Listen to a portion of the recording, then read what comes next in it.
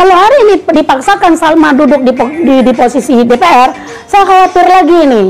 Nggak mungkin kemudian Salma hanya duduk sebagai anggota saja di DPR. Tentu posisi-posisi penting pasti akan menggeser lagi. Incarannya pasti ketua DPR hari ini.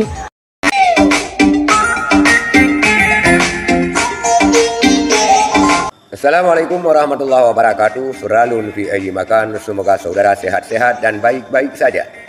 Sebuah cerita yang menarik yang dikupas oleh podcast PHTM TV yang menghadirkan seorang narasumber pengamat politik, di mana narasumber tersebut menyebutkan bahwa apabila Salmawati ataupun Bunda Salma Mualim dipaksakan menjadi anggota DPR dengan hanya perolehan suara 3.000 plus suara, maka ke depan akan terjadi kisruh lagi antara ketua DPR ataupun yang disebutkan oleh narasumber ini sebagai Sekjen PA tentang perebutan kursi ketua DPR.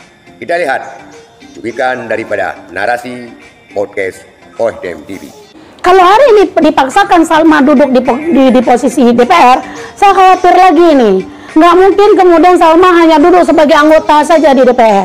Tentu posisi-posisi penting pasti akan menggeser lagi. Incarannya pasti ketua DPR hari ini. Apa kemudian nggak akan ribut lagi dengan Sekjen PA? Sepertinya perlu mengulas acara gosip ini ya. Iya, karena kan kita bicara fakta nih. Jika Cemat bisa digeser dengan suara 17.000, nggak mungkin, tidak menutup kemungkinan posisi Jurfakli sebagai ketua DPR itu bisa digeser. Karena Bunda Salma loh. Nah itu, ya kan?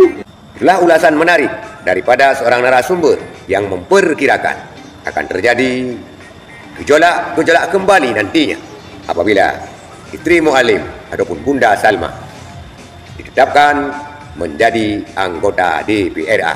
Karena kita ketahui usulan tersebut sudah sampai ke KIP dan KIP sudah mengusulkan ke pemerintahan Aceh untuk pelantikan daripada Bunda Salma Mualim dengan melangkahi 3 kandidat lainnya yang telah dipecat oleh Partai Aceh.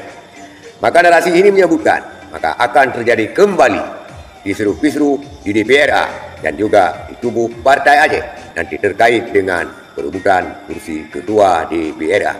Karena apabila dengan suara hanya 3.000 plus sudah menduduki DPR, maka untuk perebutan kursi ketua DPR kenapa tidak? Karena mengingat Bunda Salma adalah istri daripada Mualim. Akankah hal ini akan terjadi sebagaimana yang diperkirakan oleh seorang pengamat politik tersebut? Boleh ya, boleh tidak. Karena apa yang dikatakan oleh pengamat boleh saja terjadi, boleh saja tidak. Namanya saja akan terjadi, belum tentu terjadi. Sekian saudara sekalian, terima kasih. Assalamualaikum warahmatullahi wabarakatuh.